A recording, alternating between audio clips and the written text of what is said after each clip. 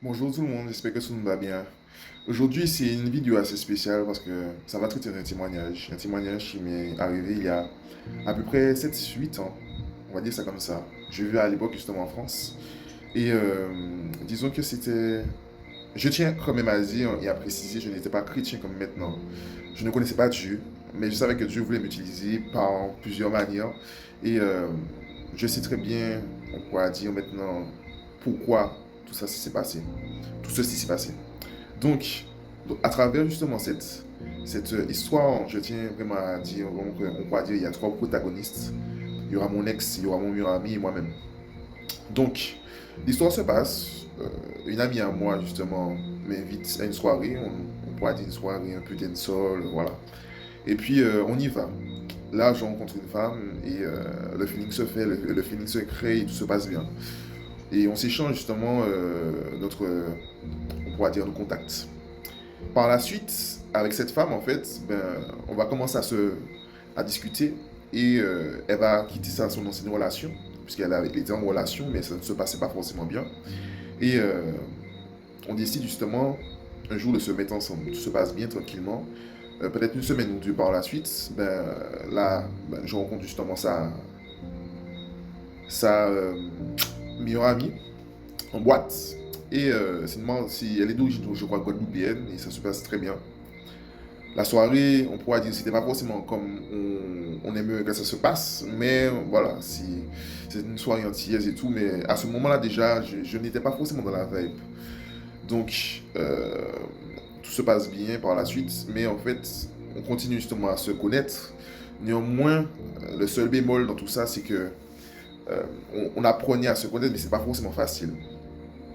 Parce que mentalement ça allait, mais il n'y avait pas forcément le petit truc. Il manquait la petite étincelle pour avoir une relation avec elle véritable. Donc une semaine ou 2 semaines plus tard, je décide justement de l'inviter voir mon meilleur ami.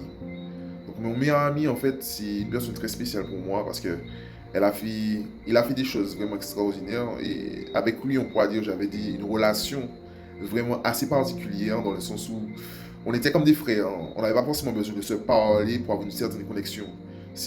Lui, il pensait quelque chose, moi, je savais déjà, en fait, tout simplement. On n'avait pas besoin de...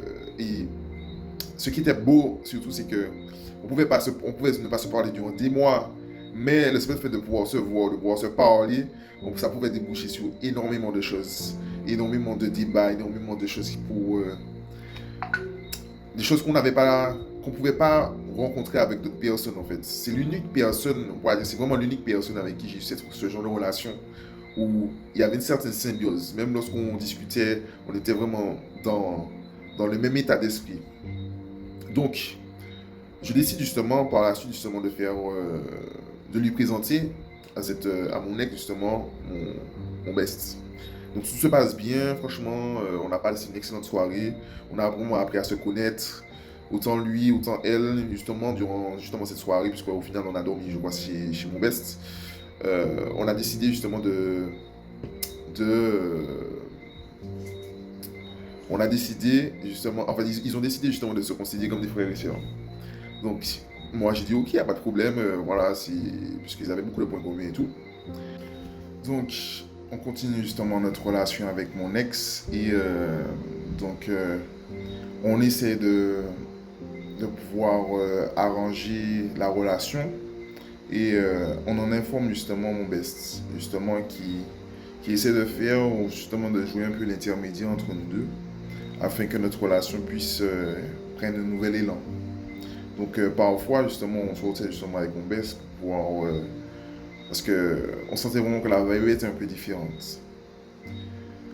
Donc par la suite, euh, au final en fait, au bout de un moment, on décide justement de casser. Donc avec mon ex, on décide de casser et puis donc chacun un peu de son côté. Et disons que on avait décidé justement de pouvoir partager, on pourra dire discuter s'il le faut. Donc pour un peu entretenir justement notre relation, puisqu'on avait une forte relation à trois, je ne vais pas vous mentir, on décide de sortir parfois et tout. Et puis un soir, justement, on avait été à, je crois que c'était au KFC, oui, au KFC, et je vois que il y a un rapprochement. Un rapprochement, et c'est un peu elle et c'est moi un peu qui tient la chandelle dans l'histoire. Je dirais ça comme ça. Donc, moi, ça me frustre, et j'en fais part justement à la demoiselle. La demoiselle me dit, Mike, non, je ne ressens rien pour ton best. Et de toute façon, il est plus jeune que moi, donc voilà, c'est une manière. Je dis, ok, ça c'est au retour. Je lui fais part et voilà. Et par la suite, on décide justement d'aller en soirée, tout se passe bien, tranquillement, voilà. Et puis, je pars justement en mission, puisque j'étais justement l'été dernier, l'été d'avant, j'avais été justement réserviste à l'arbitre. Donc je pars, et quand je pars, en fait, mon best-man m'a averti que mon ex l'avait invité, je crois, oui, à sortir justement au cinéma. J'ai dit, ok, il n'y a pas de problème. Donc ils vont au cinéma, là je retourne. Donc là, peut-être un jour, 2 jours plus tard, mon best me dit, ah oui, mais mec, j'ai besoin de te parler. J'ai dit, ok, il n'y a pas de problème dessus, on va se parler. Là, on part, là, on se fixe un rendez-vous, donc je vais le voir. Et là, il m'a dit, j'ai appelé ton ex, donc on va se voir ensemble. Donc là, on passe la journée ensemble, tout se passe bien et tout, et puis on discute. Et puis, au retour, justement, parce que je devais prendre le métro pour revenir euh, à mon logement, donc là, je dis justement, qu'est-ce que tu voulais me dire par rapport à ton histoire là? Parce que j'ai pas trop compris en fait, c'est vraiment.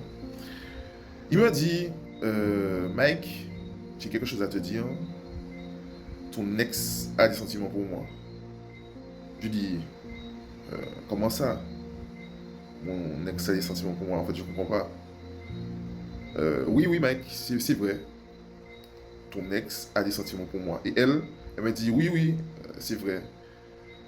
Et elle avait caché ça, en fait, pour entretenir justement notre relation à trois.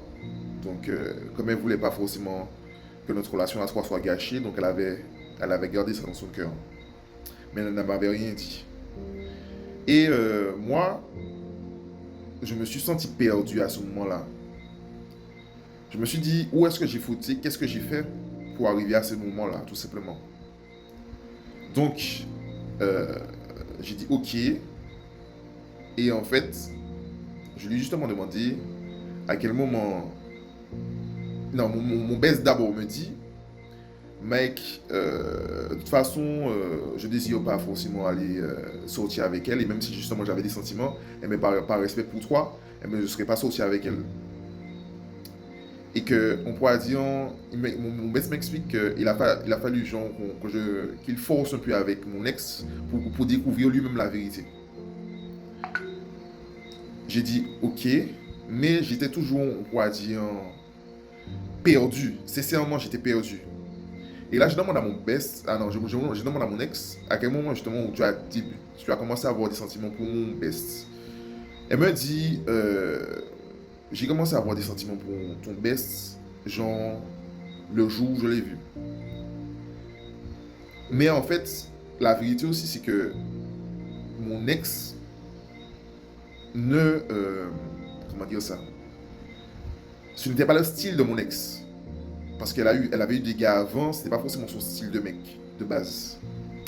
Et elle me dit que, au fur et à mesure, justement, d'avoir discuté avec les deux, pas les deux, au fur et à mesure, justement, d'avoir discuté, ben, elle a commencé à développer des sentiments pour mon best, sans forcément le vouloir. Donc, moi, de mon côté, j'étais davantage perdu.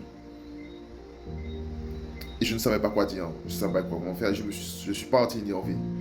Là, je suis parti énervé. Là, mon ex part. Elle va justement au métro. Et le métro vient d'arriver. Il y a 2 wagons devant elle. Je prends le premier wagon. Et quand je vois mon ex prendre le deuxième wagon, je vais la rejoindre. Je prends le même wagon qu'elle. Là, je décide justement de la raccompagner. Parce qu'elle achète l'idéal à son train. Là, à son train, je la vois et je lui fais un gros câlin pour lui dire au revoir. Parce que pour moi, en fait, je me dis que les sentiments, ça peut pas se contrôler.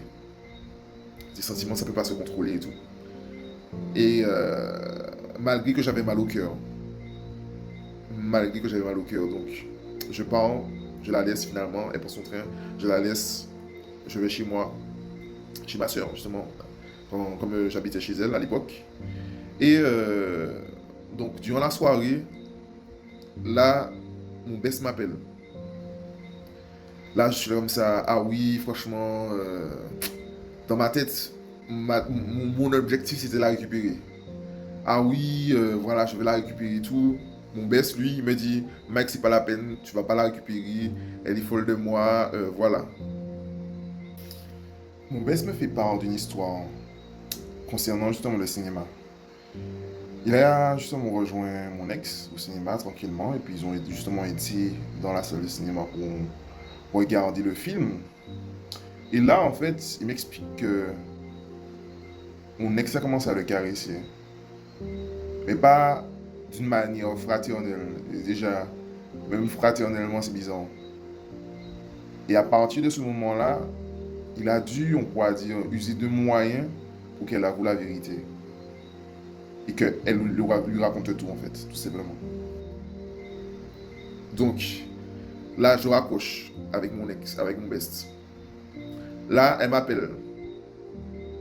Et à un moment dans la discussion, elle me dit, justement, est-ce que tu serais justement d'accord qu'un jour ça se passe entre ton best et moi? Mais dans ma tête, je suis là, mais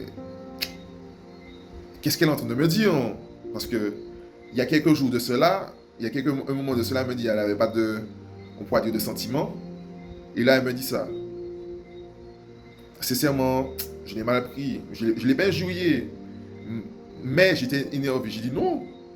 Alors c'est quoi? Je suis un Timos. Mais non. Donc, par la suite, je raccroche avec elle. Je vais le voir. Je lui parle, je lui parle, je lui parle. Ah oui, je vais la récupérer. Voilà, c'est pas possible que là, tu vois. Je vis dans le déni à ce moment-là, je ne sais pas quoi faire. Il me dit non, Mike, c'est pas la peine, voilà. Et à un moment, je lui dis, je lui pose la question justement, est-ce que, genre, si par hasard il a des sentiments pour elle, ben, de me le dire, tu vois, et que si je dois l'accepter, mais je vais l'accepter, tu vois. Il me dit non, j'ai pas de sentiments pour elle, voilà. Parce que, de toute façon, avant même, quand j'étais justement en relation avec elle, il me disait que elle, là, c'est pas son type de femme de base. Et à chaque fois que je lui ai présenté une femme, c'était pas son type de femme. À part peut-être un membre de ma famille, je vais pas citer, mais bon, voilà. Et, comment dire ça? Là, je raccroche. Là, la fille revient, mais là, avec un autre ton. Elle est enragée. Et à un moment dans la discussion, elle me dit, de toute façon, c'est ton meilleur ami que j'aime, c'est pas toi. Mon cœur m'a fait mal, mon cœur m'a fait mal. Parce que la vérité aussi, c'est que je l'avais présenté mon meilleur ami peut-être aller 2 ou 3 semaines après notre rencontre et tout. Et non, pas notre rencontre, notre relation, notre début de relation, qui veut dire que elle n'a jamais eu de sentiments pour moi en vérité. Parce que le seul fait de pouvoir sortir parfois avec mon best, ben, ça a développé en elle quelque chose que moi-même j'ai pas pu freiner, que moi-même j'ai pas pu anticiper et que moi-même je n'ai pas pu voir, malheureusement.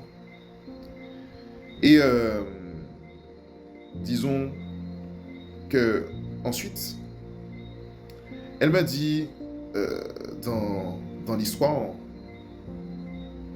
tu aurais au moins pu penser que ça pouvait se faire entre son best, non, mon best et elle. Moi, j'aurais pu penser à ça, tu vois. Sur le moment, mon cœur me fait encore mal. Mais je n'injurie pas. Je reste. Ça me détruit. Mais disons que c'est fort dans mon cœur, parce que ça me fait mal quand même. Le lendemain, j'arrive pas à dormir. Je pense que les dieux aussi n'arrivent pas à dormir. Là, j'envoie un message à mon best. Mon best, me dit, Mike, j'appelle ton ex. Et quand il m'a dit ça, je savais ce qu'il avait fait. J'ai senti ce qu'il avait fait. Il m'a rappelé. Il m'a dit, à partir d'aujourd'hui, je je ne parlerai plus à ton ex et je ne parlerai plus à toi aussi. Et là, en fait, et à partir de ce moment-là, il m'a coupé la parole. Et c'était la première fois en 7 ans d'amitié qu'il me coupait la parole comme ça. Et ça m'a fait mal. Parce que à ce moment-là, j'ai senti qu'il y avait quelque chose, il y avait une fêlure en quelque part. Que je ne m'étais jamais énervé dans cette relation avec lui, jamais. Mais là, le simple fait qu'il fait ce qu'il a fait ça, en fait, j'ai senti la faim. Donc, ensuite, j'ai décidé justement d'aller. Là, je l'ai accouché. Ça m'a fait mal, j'ai raccroché. Et j'ai pleuré. J'ai pleuré toutes les larmes de mon corps. J'ai rappelé à la fille. Je lui ai dit, ça fait 7 ans, je ne m'étais pas engueulé avec mon best. Toi, t'arrives, en quelques mois, tu détruis la chose. Là, ne me crois pas. Je raccroche. Quelques minutes plus tard, elle m'appelle, elle me dit, ah oui, ton best ne répond pas, elle commence à pleurer. Elle dit, je t'avais dit. Je t'avais dit. Donc, les jours suivants, je décide justement de d'appeler mon ex, pour savoir comment elle va et tout. Moi, je suis toujours dans le déni. Je vais la récupérer, elle me dit non, mec, c'est bon, voilà quoi. J'aime ton ex, j'aime ton best, voilà. Donc, moi, et en même temps, je lui dis ça, en fait, elle a compris, en fait, à travers cette relation, en fait, notre relation à trois, malheureusement, que mon best avait des sentiments pour elle. Et par respect pour, on pourrait dire, moi, il a préféré ne pas parler à nous deux. Et moi, je connaissais mon best. Je connais mon best. Et j'essaie justement de lui dire, mais il va pas retourner vers toi. Tu vas pas sortir avec lui, en fait, tout simplement. C'est pas possible. J'essaie de la raisonner. Et un jour, là, il se passe peut-être 3 à 5 jours plus tard. Une semaine plus tard, un soir, j'ai décidé de regarder John Wick. Le premier film. Et là, la testostérone revient là. Ah oui, le gars, oui, tu peux. Et puis, une idée me dit d'envoyer un message à la demoiselle et pour lui dire si ça se passe bien entre vous, eh bien, soyez bénis et tout. Donc, limite, je donne ma bénédiction par rapport à la relation. Et le lendemain, je me réveille. Je me dis, mais Mike, qu'est-ce que tu as fait là? Qu'est-ce que tu as fait là? Tu fais espérer une femme. Et je me souvenais, et quand je vais justement pour lui parler, elle m'a bloqué. Téléphone bloqué, Facebook bloqué, partout bloqué. On ne peut pas contacter la demoiselle. Donc je me suis souvenu justement de Nicole, parce qu'elle avait repris l'école, du Nicole qu'elle avait justement entamé. Et je ne savais pas où elle était précisément, mais je savais dans quelle ville et à peu près dans quelle région elle était.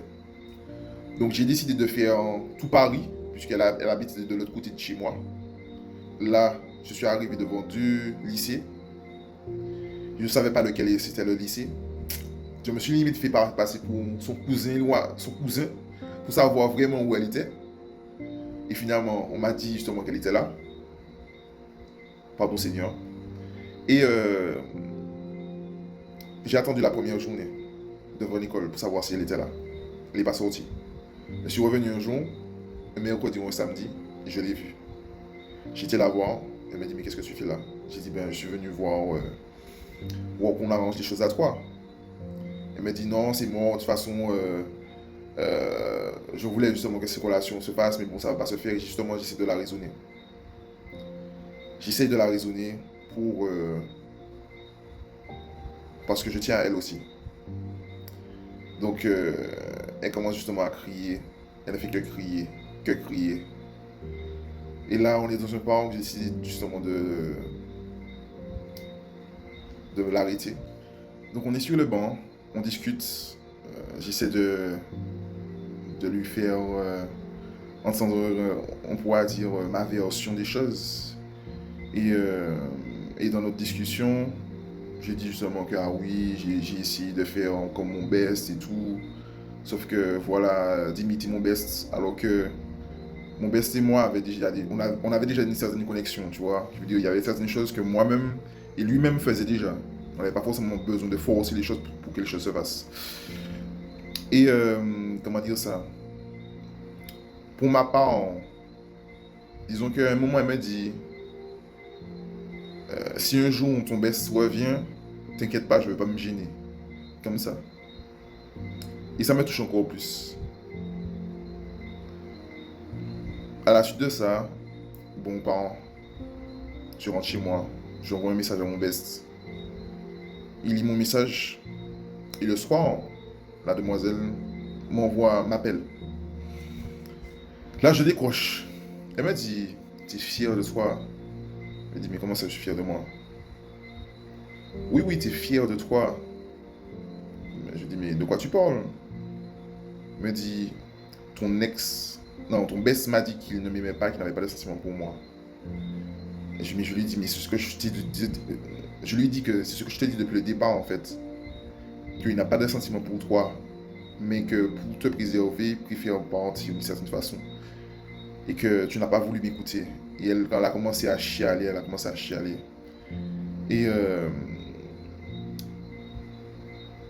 après, je lui envoie un email, mais bon, c'est un peu de trop, mais bon, bah, pas grave. Parce que je voulais quand même que nous trois, on pourra garder contact. Et ce qu'il faut retenir dans cette histoire, c'est que pour moi, en fait, Dieu m'a révélé le cœur que j'avais pour les êtres humains. Que dans tout ça, j'ai pas été impoli. J'ai, je pense, été le plus juste possible dans les deux situations. Et je remercie le Seigneur parce que Dieu m'a toujours mis dans mon cœur que, et je pense que c'est une des premières choses que je dirais à mes enfants un jour, ne fais pas aux autres ce que tu n'aimerais pas qu'on te fasse. Et cette pensée a toujours été ancrée dans mon cœur. Et j'ai beaucoup appris parce que pour moi, en fait, c'est l'une des plus belles choses que j'ai fait pour une femme, pour un être humain. Parce que j'aurais pu me dire, elle m'a fait mal. Elle m'a dit des choses mal.